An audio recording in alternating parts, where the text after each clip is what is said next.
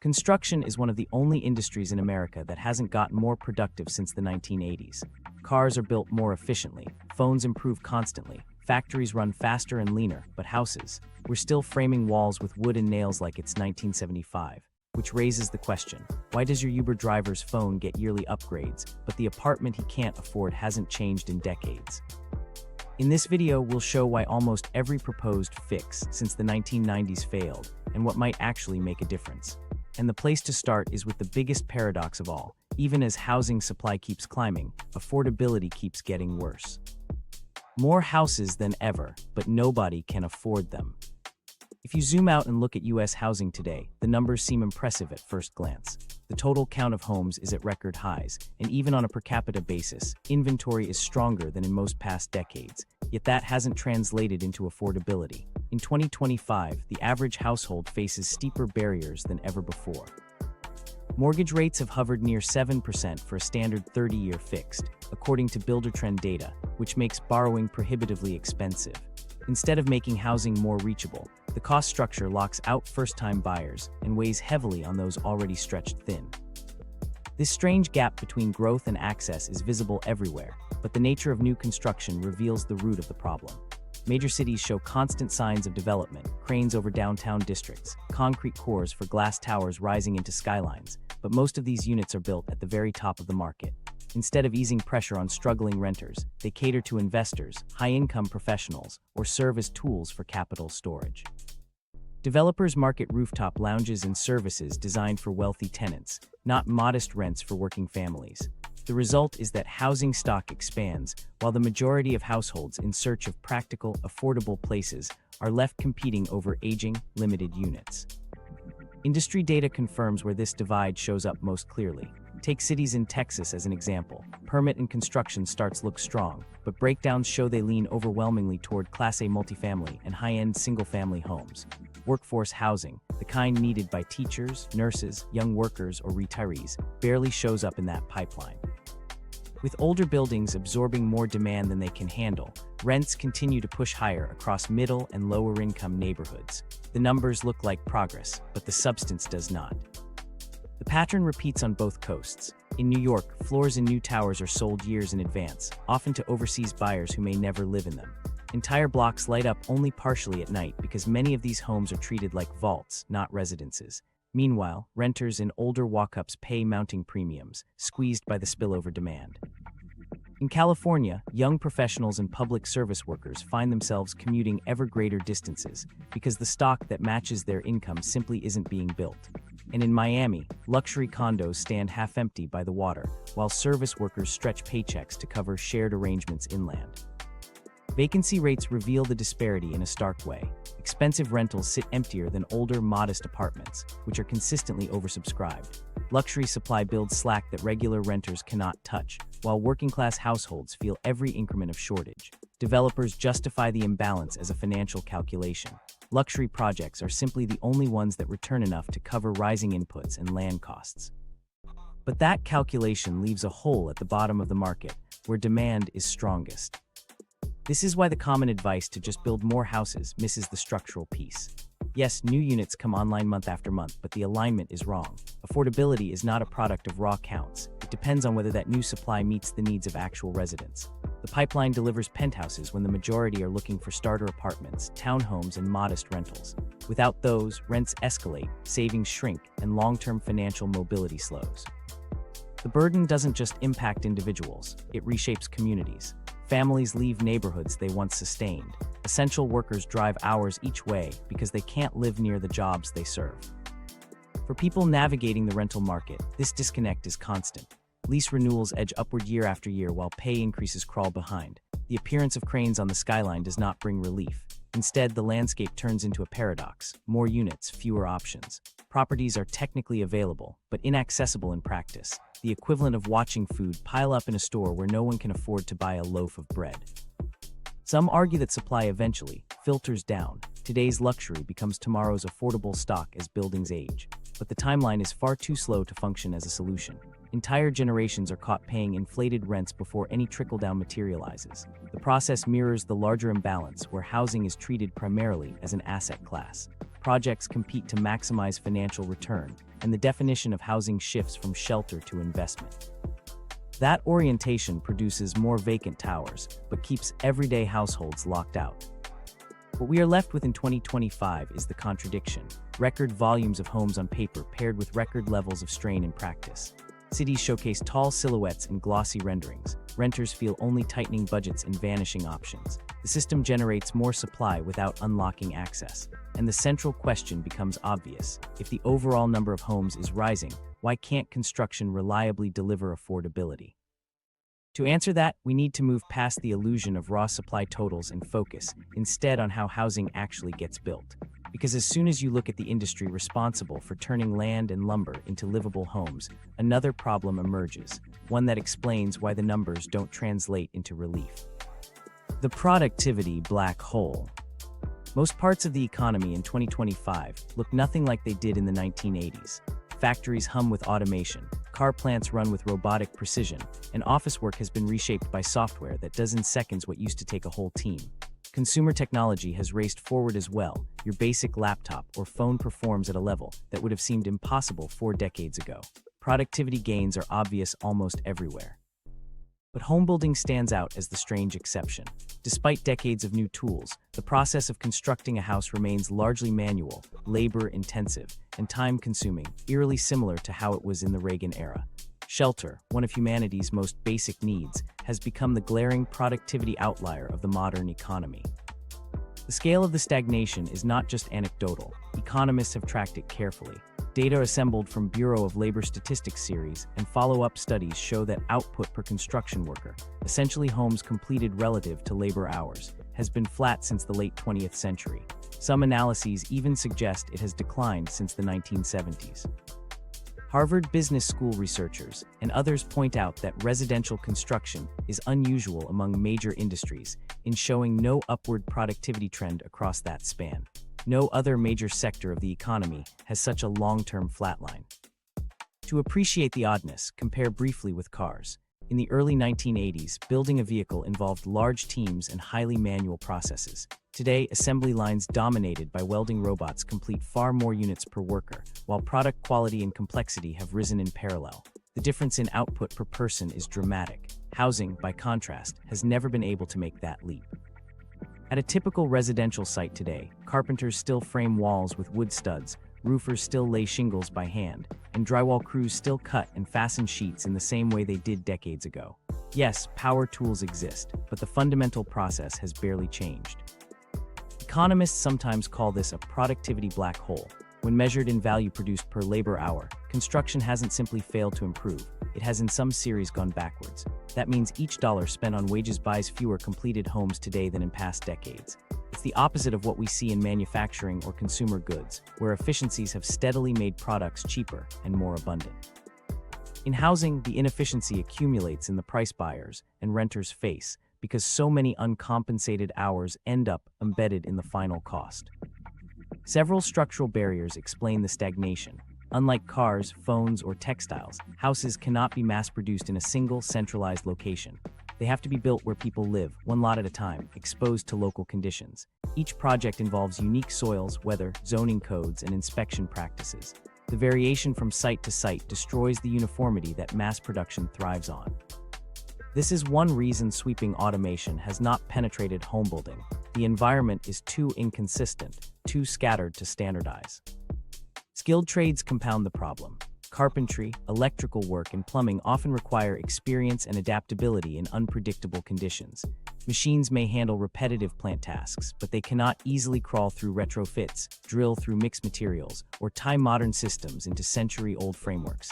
Every house presents new quirks, and the fixes rely on manual craft. That means dozens of specialized workers rotate through a site in sequence, each dependent on another's progress. A single scheduling snag or permitting delay disrupts the flow, raising costs without increasing output.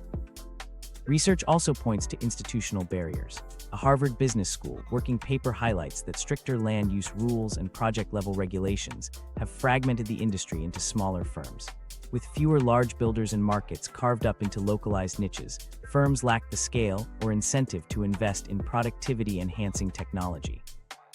Instead of consolidation fueling innovation, regulations pushed in the opposite direction, shrinking project sizes and reinforcing the reliance on traditional methods. In other words, institutional design and policy choices have helped lock the sector into low productivity. The lag shows up clearly in affordability.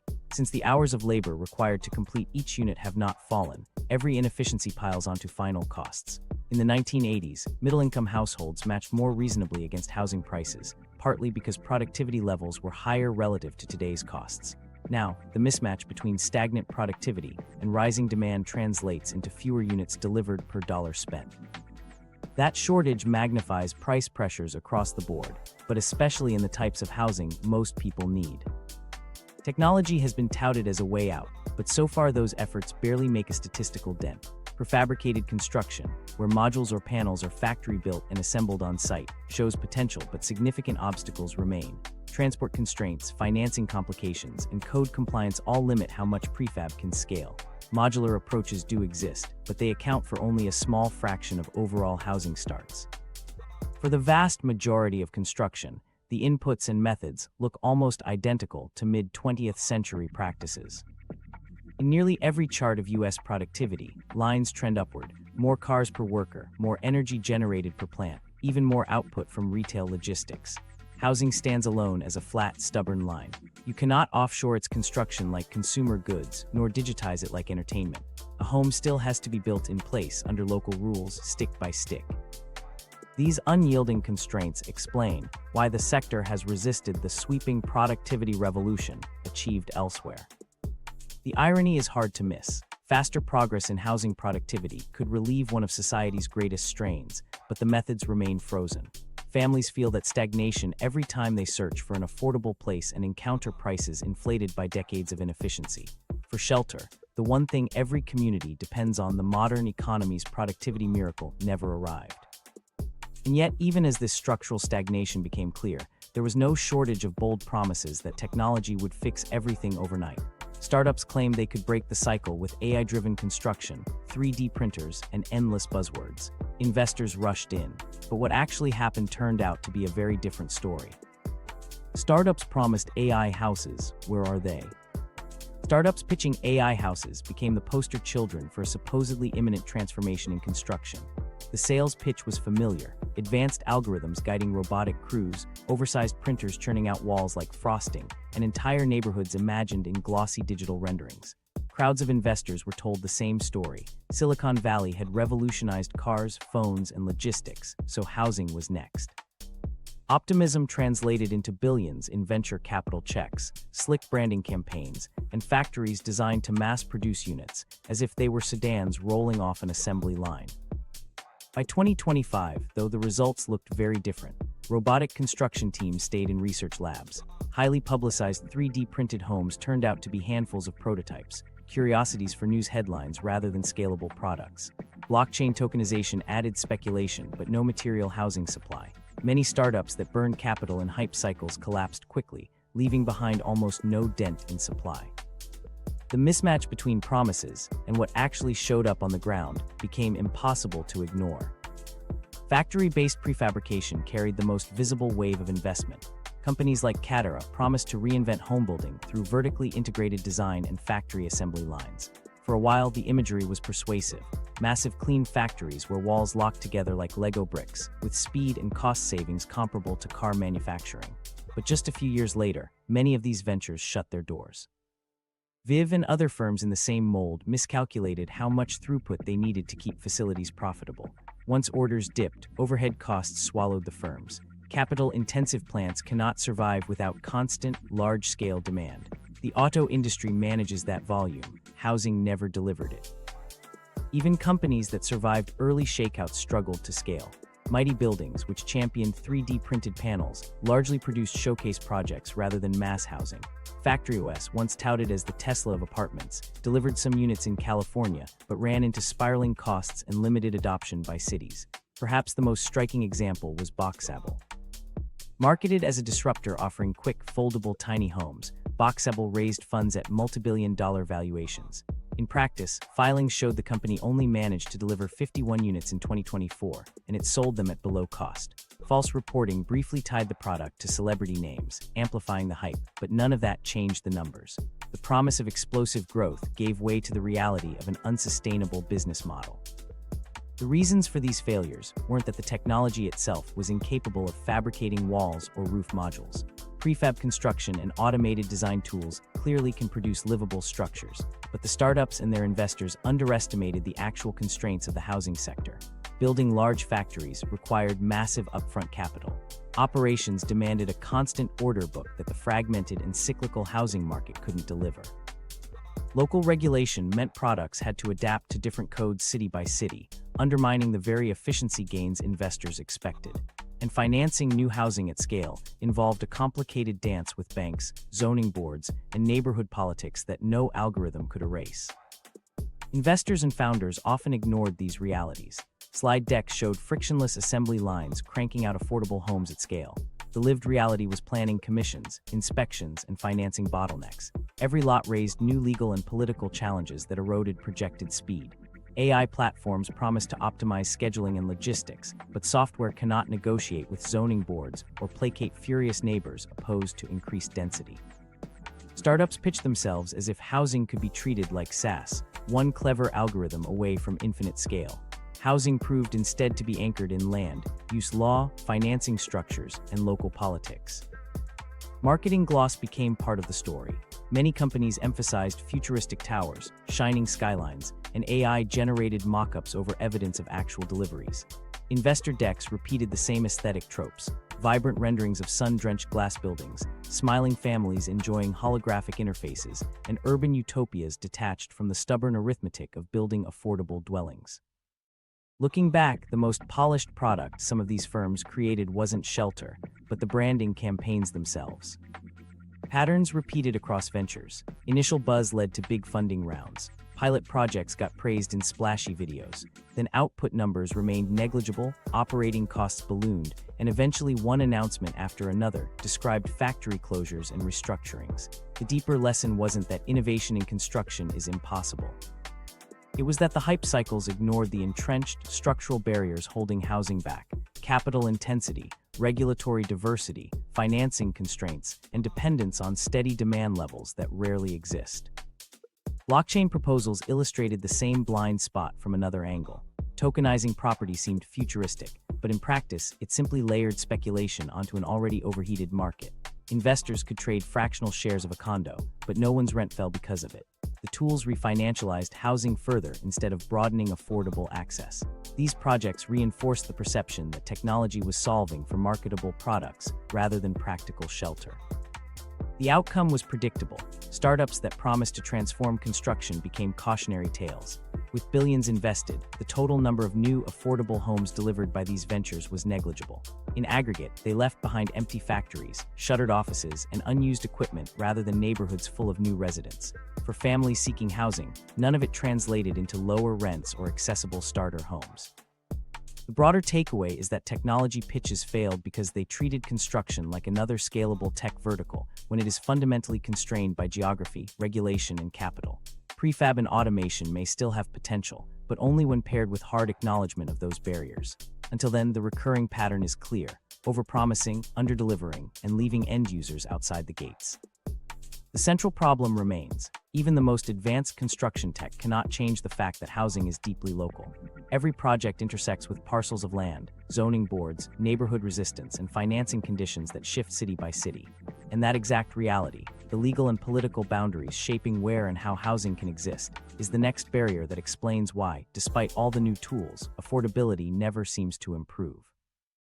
The zoning wall. When people discuss solutions to the housing shortage, most of the focus goes straight to money: how expensive materials are, how high labor costs run, or how land prices keep rising. But there's another obstacle that can be just as powerful, even though it doesn't involve lumber or concrete. It's the web of local zoning ordinances that dictate what can be built, and just as importantly, what cannot. On paper, they may look like technical codes, but in practice, they function as hard limits on housing supply. Zoning rules were first sold as a way to protect neighborhoods in separate unsafe uses, like factories next to homes.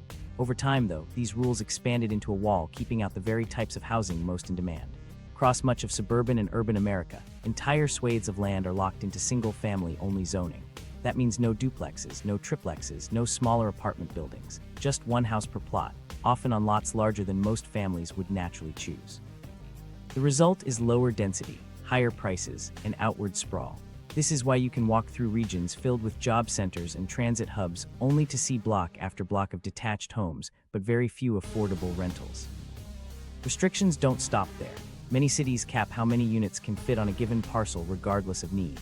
Even if multifamily is technically legal, strict density ceilings and height limits cut supply to a fraction of what the land could host.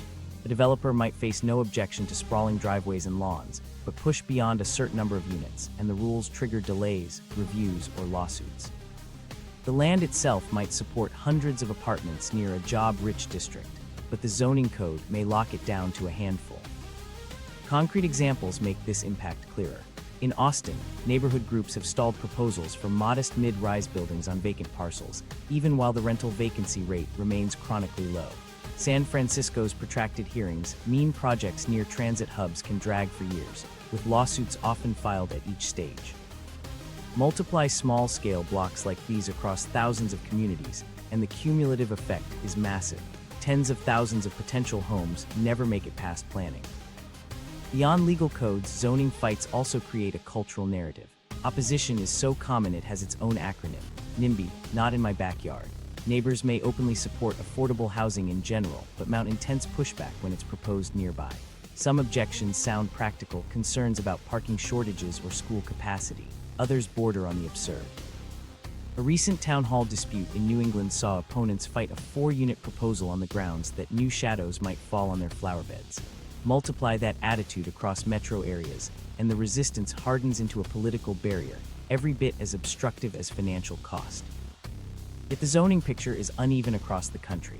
A handful of places have started to loosen rules. In 2019, Minneapolis became the first major city to eliminate single-family-only zoning, opening every parcel to duplexes and triplexes.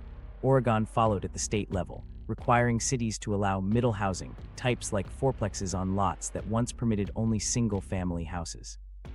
California's SB 9 and SB 10 created pathways for lot splits and small multifamily development statewide. Each of these reforms signaled a shift. Local codes could change, and when they did, missing middle housing at least gained a legal footing. The challenge is that reforms remain patchy and slow. Some jurisdictions take steps forward, but much of the country continues to enforce exclusionary codes written decades ago. Even where reforms pass, implementation can be so burdened with exceptions, conditional clauses, and review requirements that hardly anything gets built. Promising announcements make headlines, but construction data often shows only modest shifts years later. Researchers caution that zoning reform is critical, but not a silver bullet. Studies from outlets like The Conversation and Harvard Business School stress that while easing zoning restrictions is necessary to expand supply, it won't instantly lower prices. Costs of materials, labor shortages, and permitting bottlenecks still limit how quickly any new legal flexibility translates to affordable units. For developers navigating this landscape, the uncertainty is costly. A site may look financially sound in theory, but zoning hurdles, appeals, or lawsuits can drag on for years. That risk discourages investment in affordable projects. Instead, many builders default to high-end towers or luxury models, developments more likely to withstand delays or attract financing despite restrictive codes. The pattern locks in the cycle: high demand for workforce housing, yet supply channels that funnel almost exclusively into top-tier units. This is why the simple mantra of just build more breaks down in practice. It's not only about the economics of land and materials. If the rules eliminate the very housing types that meet demand, no market incentive can overcome those barriers. Reforming zoning has become a widely acknowledged step, but the pace is slow, fragmented, and incomplete. Meanwhile, the urgency of affordability grows sharper year after year, and most households never see direct relief. In this sense, zoning operates as both a visible and invisible gatekeeper.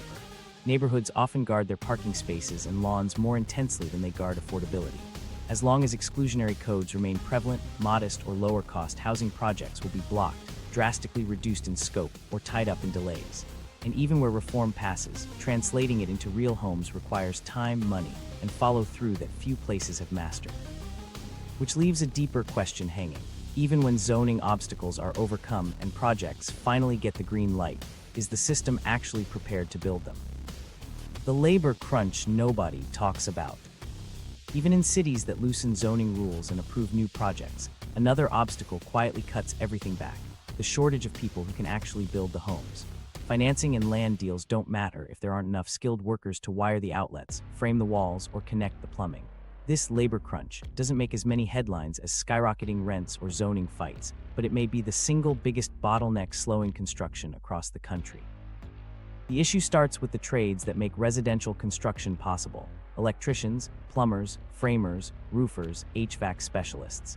These are not jobs that can be staffed with newcomers overnight. Each requires years of training and certifications before someone can perform them safely. Yet the number of workers completing apprenticeships isn't keeping pace with demand. Builders from Texas to California report project delays not for lack of financing or materials, but because they cannot find enough licensed workers to take the jobs. At the same time, the workforce is getting older. The median age in construction keeps climbing as workers who entered in the 1980s and 1990s retire or near retirement. Younger generations are not replacing them at the rate needed. For high school graduates today, a 4-year stretch in a carpentry apprenticeship ranks far below the appeal of tech jobs, college degrees, or even service positions that promise indoor work and more predictable hours. Instead of funneling into the trades, the pipeline narrows every year. The result is a demographic skew where knowledge rests largely with older workers, while too few apprentices are available to learn directly from them. The ripple effects are obvious. Fewer trainees mean fewer future specialists. Experienced workers can install complex systems rapidly, but there aren't enough younger hands being coached into mastery. Productivity slows as veteran crews shrink and replacements come in sporadically. Missing just one electrician or framer on site can delay an entire project by weeks. Because construction is sequential, each trade waits on another. One shortage multiplies delays across everything else. Some startup founders pointed to robots as the answer, arguing the need for human labor would eventually shrink. In practice, though, automation in homebuilding has barely moved beyond pilot phases. Isolated demonstrations of robotic arms or automated bricklayers exist, but they have not scaled to meet actual demand. Most houses still need to be wired, plumbed, and framed by people. The shortage of workers is not being offset by machinery in any meaningful way, and builders remain dependent on the same labor base they've relied on for decades.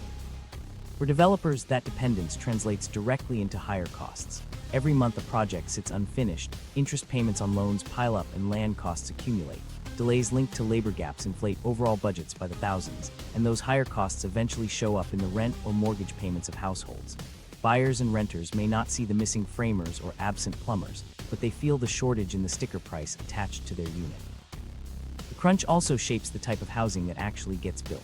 With limited crews available, developers steer those workers toward projects that promise the highest return. That usually means luxury apartments, condos, or large single-family homes. Affordable housing projects, which operate with tighter margins, fall to the bottom of the priority list. Developers channel scarce labor toward high-end projects that can absorb higher costs, reinforcing the imbalance in supply. Industry data makes the picture clearer. Construct Connect reporting shows that some high-growth Sunbelt cities saw many new projects underway, but that activity still clustered disproportionately in premium multifamily and luxury developments. Meanwhile, labor bottlenecks in high-demand metros such as Los Angeles or New York meant that even approved projects often lagged behind schedule, leaving the unit gap unresolved.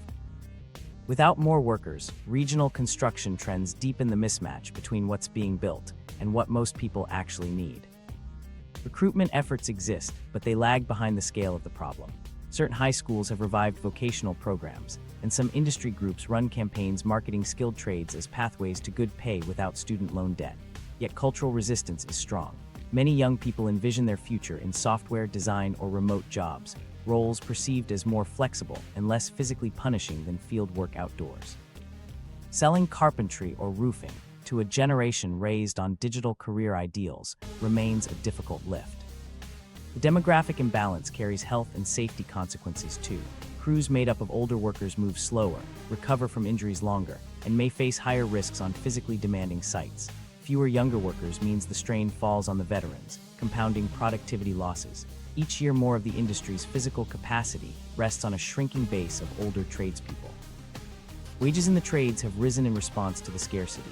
Electricians, plumbers, and HVAC specialists can now command premium rates in many regions, but higher pay has not been enough to draw replacements at sufficient scale.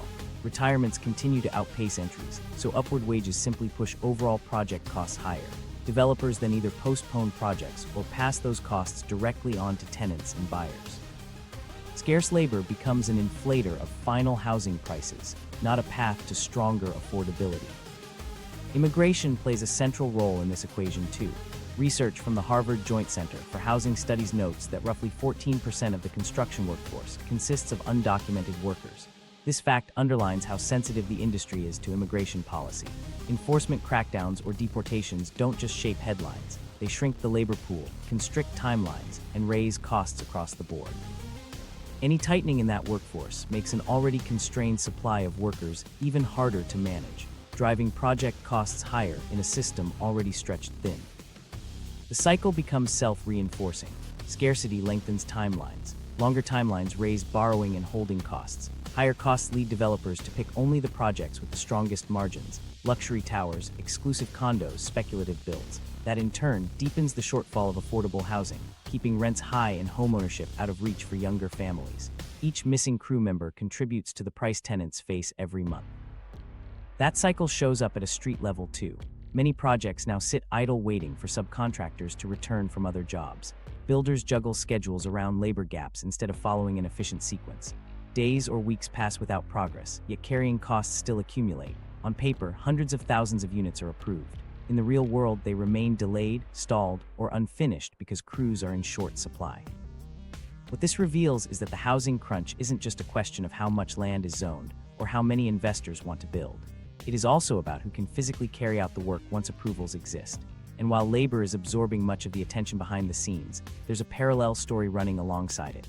One where even basic construction materials come with rising, unpredictable costs that push new homes further away from affordability. Costs go up, wages do not. Costs continue to climb even after zoning, labor, and project approvals are handled, but household incomes do not. This is perhaps the most unrelenting force working against affordability. The basic math of construction keeps getting worse, while wages for ordinary buyers and renters remain largely flat.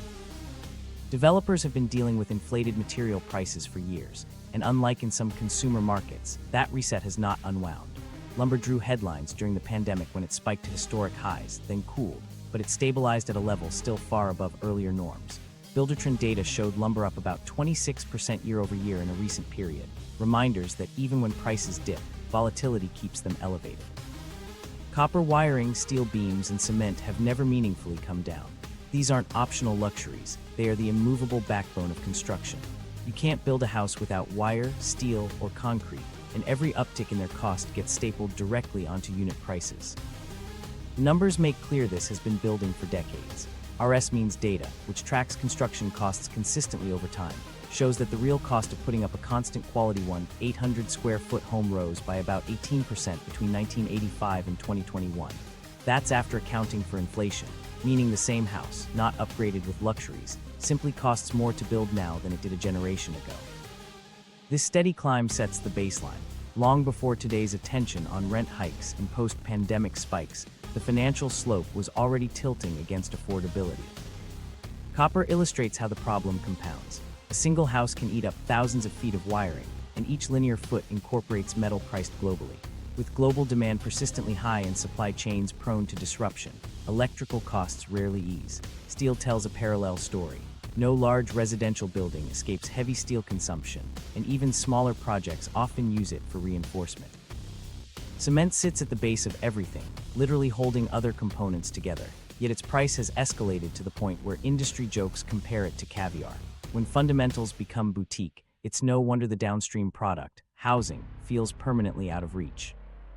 While consumer inflation cooled in other categories, suppliers and distributors of construction inputs have held prices at higher plateaus. Once the chain adjusted to elevated margins, they did not roll back. So in 2025, every project begins with budgets already stretched. For affordable housing, where margins are razor thin, that starting point alone can make projects non-viable before ground is even broken. But the story doesn't stop with materials. Financing costs play an equally damaging role. Developers almost never pay cash up front for an apartment complex or subdivision. They borrow, often for years at a time while construction drags forward. High interest rates magnify those carrying costs. What economists emphasize is simple. When the Federal Reserve raised rates, it didn't just affect would-be homebuyers. It made the act of holding land and financing ongoing construction more expensive. Marginal costs increased directly for builders. Dozens of projects that might have penciled out in the low-rate years of the early 2020s now fall short. This kind of environment skews production. Developers and investors are not blind to social need, but they follow the arithmetic. If land, materials, and debt service all demand higher inputs, then only projects commanding high outputs, luxury units, premium condos, make sense on paper. That means the mass of renters and buyers who need mid-tier apartments or starter homes see few options get built for them. Resources consolidate in upper market supply, worsening scarcity across the middle. Subsidized affordable housing programs then stretch thinner.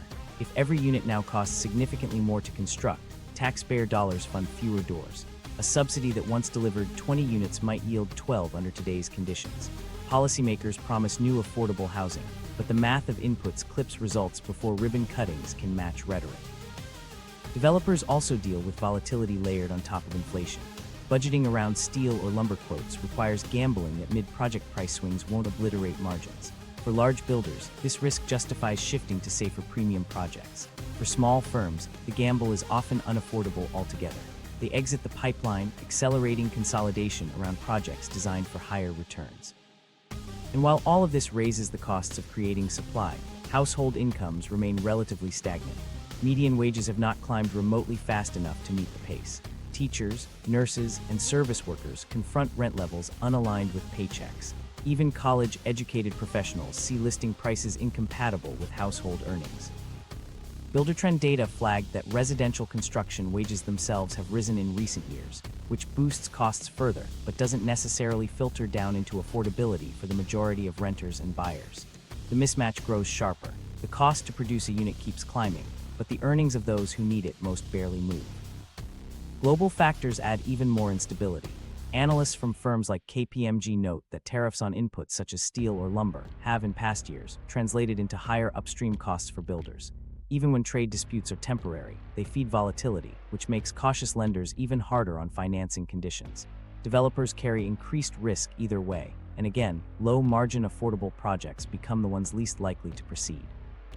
The consequences land predictably on households. New apartments come to market priced well above what average incomes can support. Older units rising in rent face upward pressure because of limited alternatives.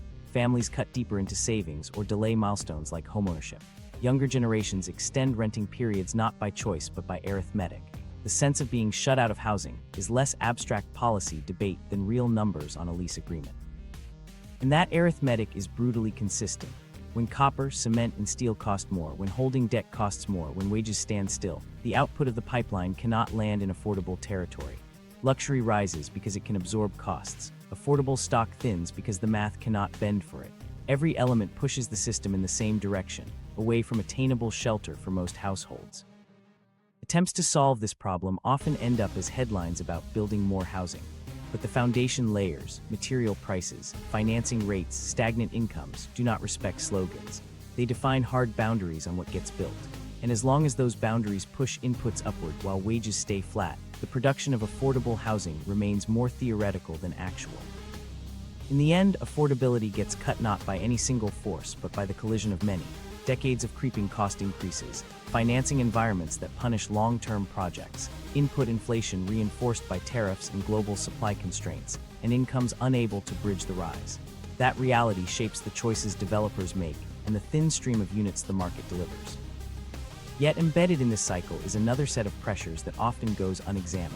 Rising costs are not only built into materials and financing, they are also embedded in the ownership structures controlling who builds, who rents, and who services those projects.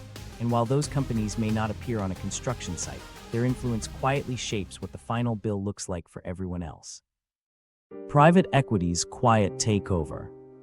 Have you ever wondered if that local plumber or HVAC technician sending you an invoice is actually working under Wall Street's umbrella? It may feel unlikely, but researchers at Harvard Business School and industry reporting confirm a steady pattern. Private equity firms have been buying up trade contractors, repair companies, and even property management firms across the country. Their goal isn't fixing leaks or wiring outlets, it's bundling local businesses into financial assets. What looks like a small, independent service provider may actually be a branch of a consolidated platform owned by a firm hundreds of miles away. This shift reshapes how housing operates on the ground. For decades, competition among contractors kept prices somewhat moderated. If one small company inflated its rates, homeowners could usually turn to another competitor nearby. With private equity roll-ups, however, what appears to be 2 or 3 competing bids may belong to the same parent group using different brand names. From the customer's perspective, they think they are shopping around. In reality, their choices have narrowed, while costs keep drifting upward. The playbook for these acquisitions is straightforward. Firms borrow heavily to purchase local businesses, a leveraged buyout model, then push to expand margins quickly. Cutting overhead often translates to reduced staff or lower worker pay, while increasing revenues means raising service fees.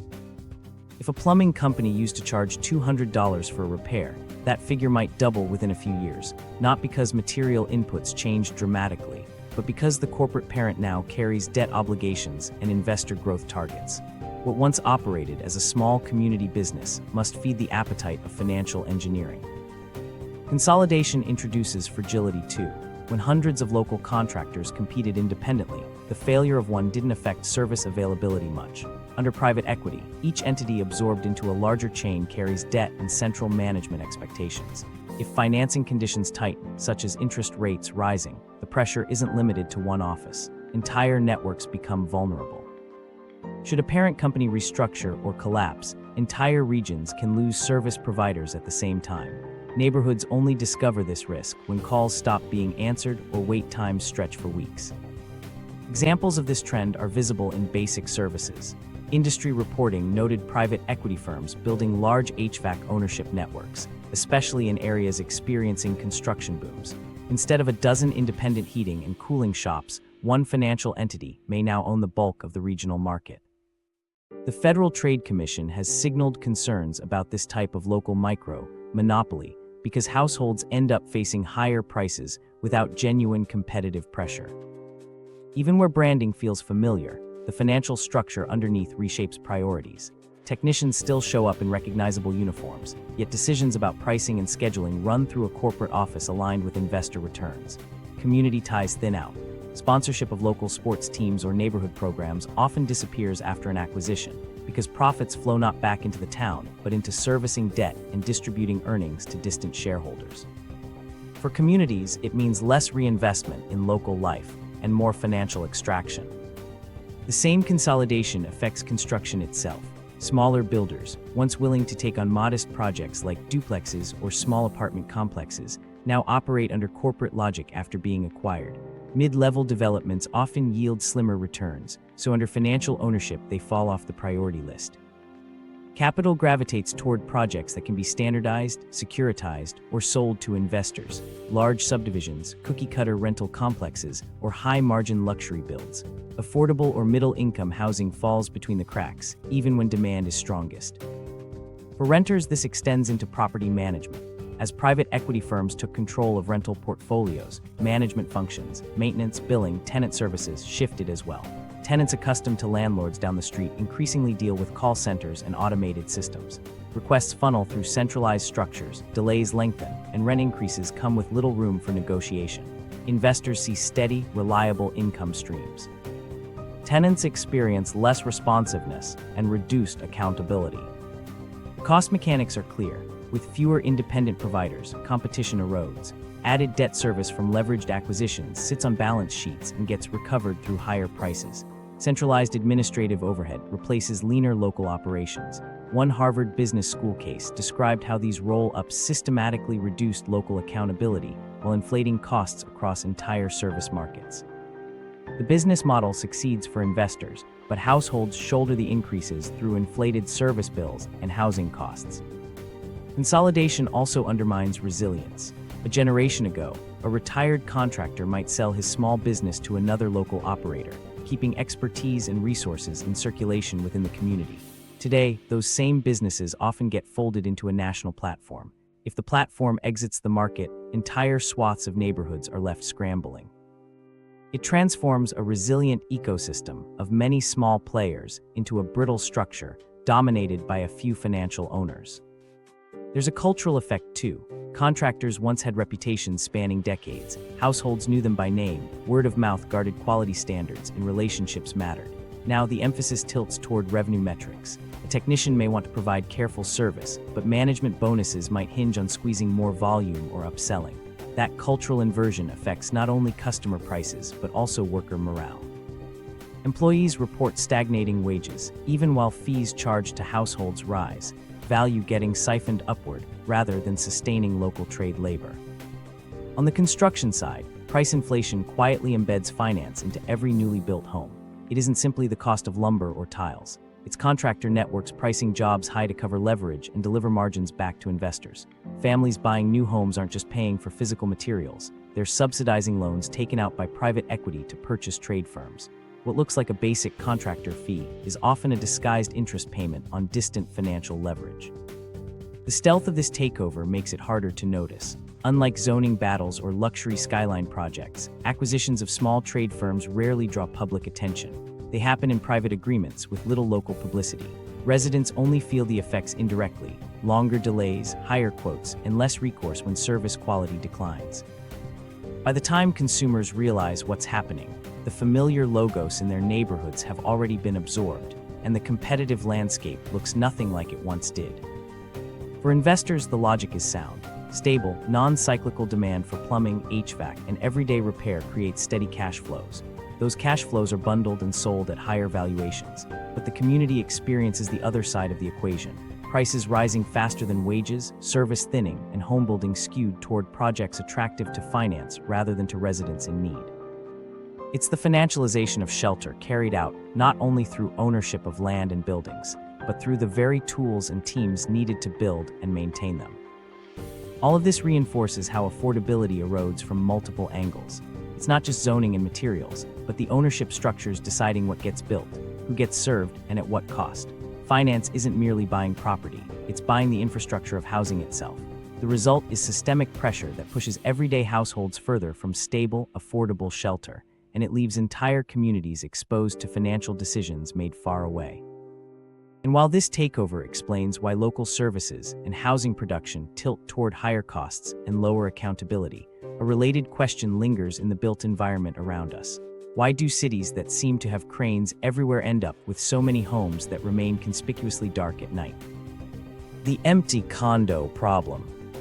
One of the most striking contradictions in the housing market today is the rise of what many call the empty condo problem. Towers are being completed across major cities, filled with units that look like homes, but in practice function more like financial instruments. This isn't speculation, it's visible. Renters continue to compete fiercely for aging, smaller apartments, while just blocks away entire floors of newly constructed buildings sit in silence at night. Consider Miami. Waterfront neighborhoods have become magnets for investors, with buildings marketed less for livability than for their image and amenities. Brochures highlight rooftop lounges, spa services, and concierge desks, but rarely affordability. Units are directed to international buyers who see U.S. property as a safe store of wealth. Many of these condos remain locked year-round, maintained only for occasional visits or not at all. Walking through, you find fitness centers without members and pools without swimmers. These aren't neighborhoods forming, they're vacant shells priced into irrelevance for most working households. New York presents another sharp version of the same story. Developers put billions into raising super-tall towers, producing a limited number of ultra-expensive apartments designed for global marketing rather than local residency. In a city where teachers, service workers, and nurses already spend unsustainable shares of income on rent, these ghost towers fill the skyline without easing demand in outer boroughs or at middle incomes. The units aren't empty by accident. They were priced to ensure only speculative buyers could enter. Whether anyone actually moves in is secondary.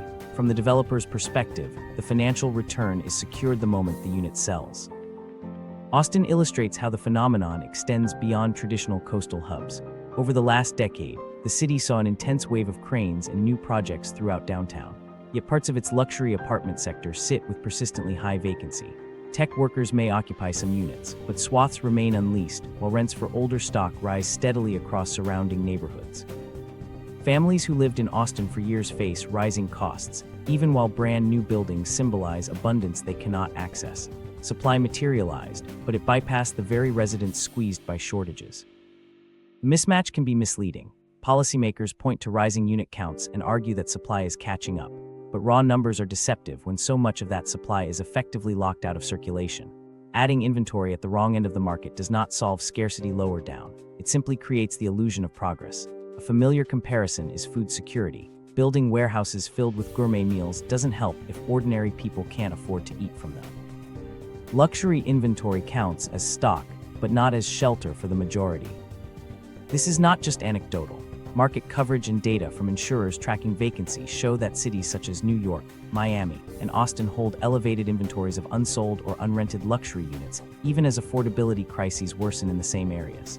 In other words, the oversupply shows up only at the very top, creating a dual reality in which certain segments appear slack, while the majority housing market grows tighter. For foreign and institutional investors, the logic is rational. A condo in Manhattan or Miami can act as a hedge, a stable dollar-denominated store of value regardless of occupancy. Political or economic instability abroad makes vacant U.S. property attractive even with carrying costs. To the buyer, a darkened apartment is still a financial win. It's less about rent and more about asset preservation. From their perspective, vacancy is not wasted capacity, it is calculated insurance. Developers and lenders reinforce this cycle because the margins align. Building 50 units at exorbitant prices offers safer returns than taking risks on larger numbers of affordable apartments. Financial partners prefer the path of least resistance, projects that deliver quick payback even if they fail to provide community benefit. Once investors are reimbursed, incentives move on to the next tower. The result is familiar stomach-churning imagery, bright, empty units accumulating, while older neighborhoods reveal doubling up families and price spikes. The illusion adds to tensions locally. Longtime residents see towers shimmering above them, but feel none of the supposed relief.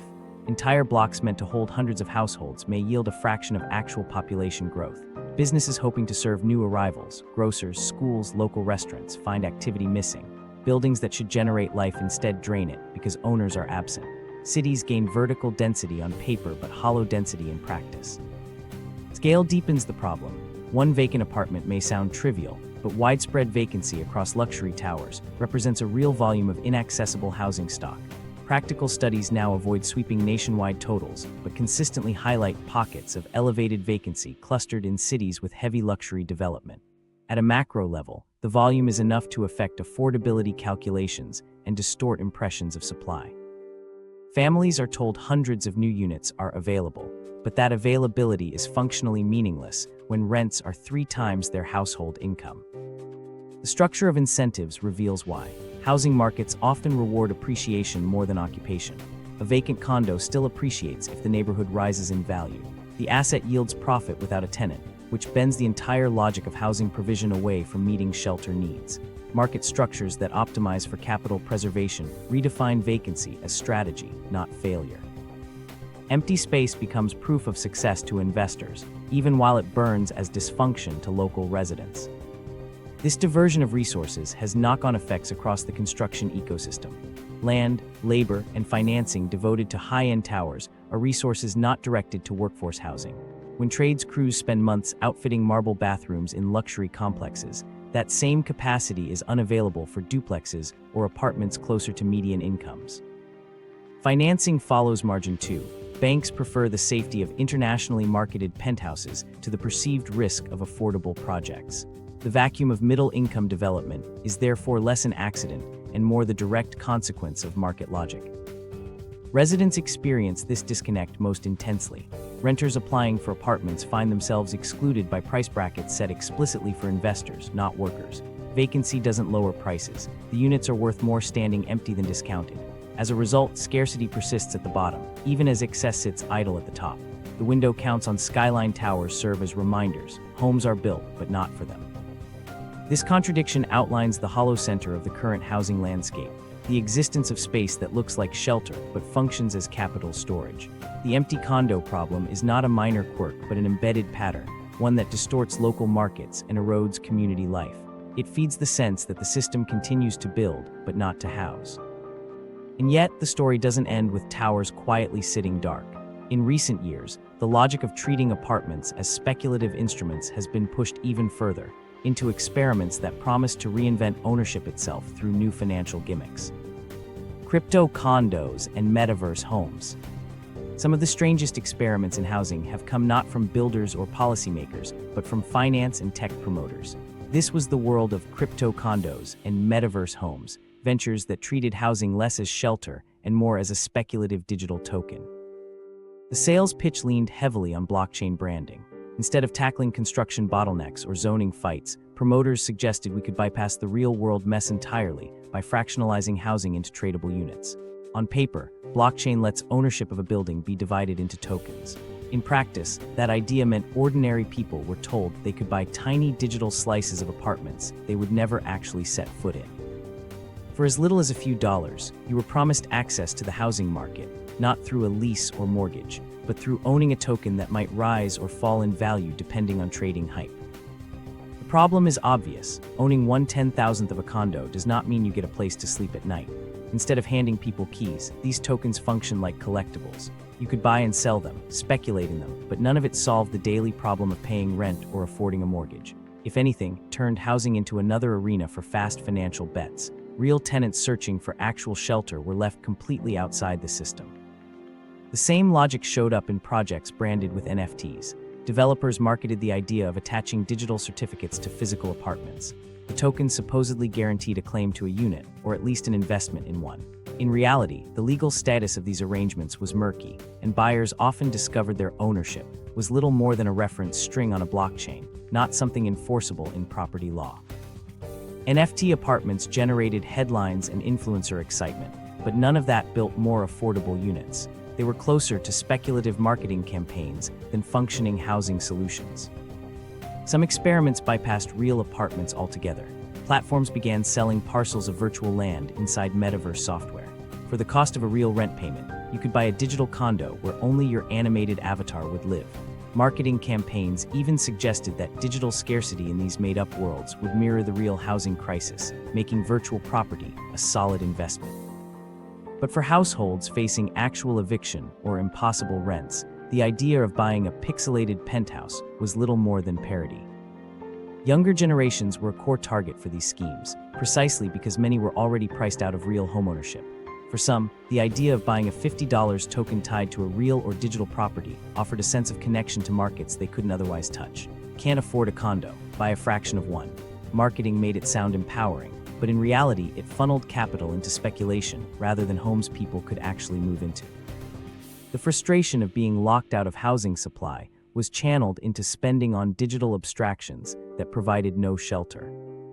The one example that perfectly encapsulates these gimmicks was Boxable. Branded as a solution to the housing shortage, it ran massive crowdfunding campaigns and fueled PR buzz by falsely claiming links to celebrities like Elon Musk. Investors poured money in. The company's valuations climbed into the billions. But by 2024, the records showed Boxable had delivered only 51 units and at a financial loss. The disconnect between hype and delivery exposed how easy it was to pitch an affordable housing revolution, raise money, and still contribute next to nothing to actual supply. Boxable's trajectory mirrors the wider pattern.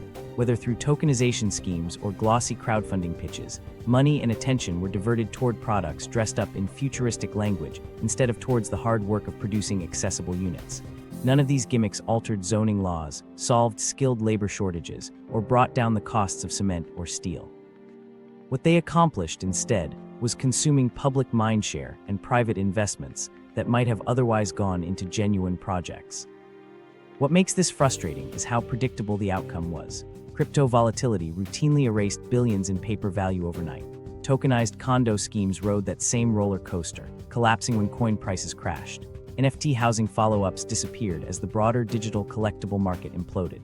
And even now, some promoters still circulate the promise of fractionalized property, despite repeated failures to make the model legally or financially viable for tenants.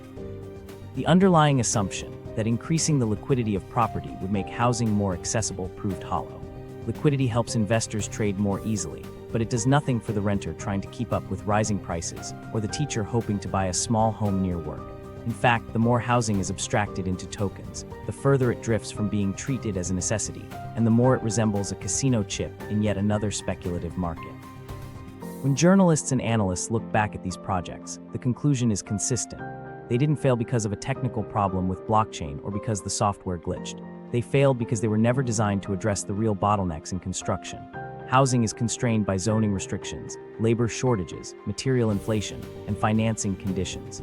None of those problems vanish because you attach an NFT to a floor plan or slice up ownership into digital chips.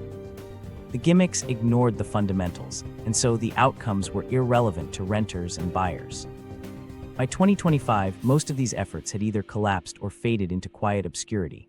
Websites went offline. Token values approached zero. Boxeble's crowdfunding headlines now serve mostly as reminders of how quickly hype can eclipse reality. But perhaps the most damaging legacy isn't the lost investor capital. It's the way these distractions redirect time, resources, and political discussion away from meaningful reforms. When headlines are filled with debates about crypto apartments, there's less space to talk about zoning reform, subsidies for affordable housing, or tenant protections. Ultimately, financial gimmicks like tokenized units, NFT apartments, and Boxable-style crowdfunding offer a distorted mirror of the housing crisis. They reflect back the desperation in the market, but twist it into schemes that serve investors, not residents. They turn the dream of stable shelter into a ticket for speculation. And while they may have raised capital and generated noise, they never addressed the fundamental challenge: getting homes built that ordinary households can actually live in. Housing cannot be solved by turning it into another meme investment. It has to be built, regulated, financed, and managed in ways that create real access. Crypto schemes made that simple truth harder to see, not easier. They carved housing further into the realm of financial games, exactly when millions of people needed the reliability of ordinary walls and roofs. The question left behind is unavoidable. If tech branding, speculative tokens, and crowdfunding hype all failed to expand affordable housing, then what approaches actually have a chance of working? Real solutions beyond the meme. Real solutions to housing affordability don't come wrapped in slick slogans. They don't come from speculative tokens or glossy renderings of futuristic neighborhoods. They come from small, unglamorous adjustments in law and policy, and from deliberate public investment. We learned the hard way. Flashy tech isn't a substitute for policy, financing, and local political buy-in. The fixes that actually move the needle tend to look ordinary, but they work because they target the fundamentals rather than spinning distractions.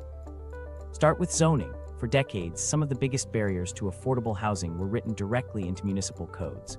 Whole neighborhoods remained locked into single-family-only rules, preventing the construction of duplexes, triplexes, or anything more diverse. That rigidity matters because when demand increases, the only legal option is to build more of the same, usually at higher and higher prices. In 2019, Minneapolis took the notable step of abolishing single-family zoning citywide. Oregon followed with a statewide policy requiring municipalities over a certain size to allow duplexes, triplexes, and other middle housing types in formerly single-family districts. These reforms didn't create instant affordability or transform neighborhoods overnight, but they shifted what could legally be built. And legal is the first gate. Without it, no other policy stands a chance. Next, public investment plays a critical role. The very phrase public housing may trigger stigma in the US, but internationally it remains a key component of keeping affordability in balance. Countries like Austria, Singapore, and parts of Northern Europe treat large-scale public housing as essential infrastructure, not a side project. The rationale is simple. When the private market builds primarily for profit and investor demand, governments can insulate at least part of housing supply from speculation by directly funding and holding units themselves. This stock functions as a long-term affordability anchor. In the United States, political resistance has capped the scale of such projects, but the lesson from abroad is clear. Without public provision, affordability is left solely at the mercy of the private market. Targeted subsidies and incentives also matter, especially for what planners call middle housing. These are units that fall between single-family houses and downtown towers, duplexes, fourplexes, courtyard apartments, or modest row homes. On paper, they are an ideal fit. They can absorb new residents while blending into existing neighborhoods far more easily than skyscrapers. The catch is that financially, they often don't pencil out for private developers without help. Margins are slim, financing is harder to secure, and community opposition can be fierce. Subsidies for construction costs, streamlined permits, or tax incentives can tilt the balance just enough to make them viable. When policies nudge development in this direction, the housing pipeline widens at points where ordinary households can actually step in. Tenant protections round out the short-term side of the equation. Rent stabilization, eviction limits, and enforcement against predatory property management don't magically increase the number of units, but they keep people housed in the interim. Without protections, households churn rapidly through markets as they are displaced, which worsens scarcity pressures. With protections, stability improves, neighborhoods retain continuity, and the gradual build-up of new inventory can take place without thousands more people losing homes in the meantime. Basic guardrails may look uninspired compared to the promise of thousands of units going up at once, but in practice, they reduce unnecessary loss just as new supply struggles to arrive. 3 evidence-based signals stand out here. First, zoning reform matters. Minneapolis and Oregon have already shown that legalizing duplexes and triplexes is a prerequisite to broadening supply. Second, direct public investment works internationally. Cities that commit to government-built housing create stock that remains affordable and avoids speculative volatility. Third, tenant protections actually stabilize households when shortages are severe. Guardrails against eviction and predatory rent hikes preserve community fabric, keeping the crisis from worsening while larger structural reforms take effect. Analysts stress that no single measure can close the gap. Industry estimates put the U.S. shortfall in the millions of units, meaning only a combined strategy has realistic potential to restore balance.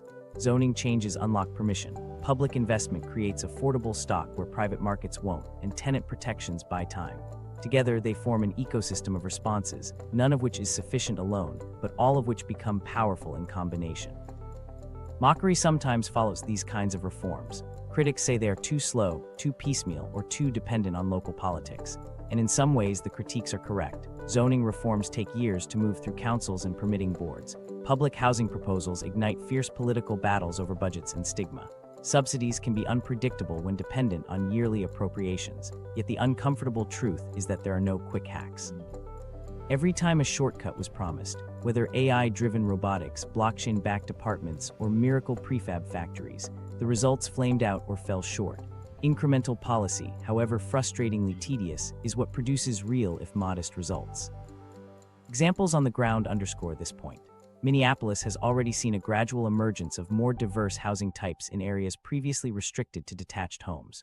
Oregon's mandate unlocked proposals that would never have been considered under prior rules, in cities ranging from Portland to smaller municipalities. California's public-private subsidy programs, though limited, have yielded thousands of units serving households at or below the median. In New York and New Jersey, eviction protections enacted during the pandemic prevented waves of displacement, even while rental vacancy remained tight. These are the kinds of policy levers that directly translate into stability for households, not speculative experimentation.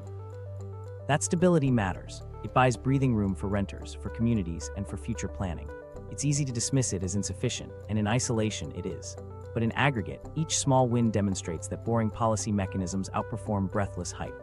If people want roof beams that don't collapse and rents that don't triple, zoning codes and subsidy allocations are what shift outcomes, not speculative coins or exaggerated promises of a robotic revolution in homebuilding. Criticism often frames this as a choice between exciting innovation and stale bureaucracy. But the reality is that housing affordability will not be solved by inspiration speeches or venture-funded pitch decks. It will be solved by unglamorous work, repeated council votes, budget fights, code rewrites, financing approvals, and subsidy allocations. Those functions don't trend on social media, but they build the scaffolding for supply to expand where it's needed. Pulling that lens wider, every reform stacks on another. Legal permission without subsidies produces limited uptake. Subsidies without tenant protection risk new units flowing straight into speculative markets. Tenant protections without fresh supply risk stagnation and scarcity hardening further. Only when the pieces align, zoning that allows, subsidies that incentivize, public housing that anchors, and protections that stabilize, does the possibility of affordability re-emerge. Viewed individually, each policy looks incremental. Together, they are systemic. The takeaway is straightforward. There is no single miracle solution to the housing crisis, but there are proven tools. Cities that have deployed them show consistent, measurable improvement. They don't fill a multi-million unit gap overnight, but they move the line in a way tech experiments never did. Boring doesn't grab headlines, but boring is what actually shifts the baseline. And that distinction sets the stage for the final perspective. The roots of the crisis aren't really about how many new towers reach completion. They're about what type of housing is prioritized, who it's designed for, and how the costs are distributed. The deeper story isn't scarcity alone, it's the misalignment of what gets built versus what households need most. Housing isn't strained just because of how many buildings go up, it's about who those buildings are meant to serve. Luxury towers and speculative projects expand raw totals, but they don't ease the pressure on families who need attainable homes. That's why the decisions happening in zoning boards and city councils matter so much. Local votes on what's legal to build directly shape future rent checks and mortgage bills. These are the moments where policy connects to everyday budgets. Until we stop treating housing mainly as an investment vehicle, the pricing strain won't ease. If you want clear, practical breakdowns of how policy and money shape your rent, subscribe.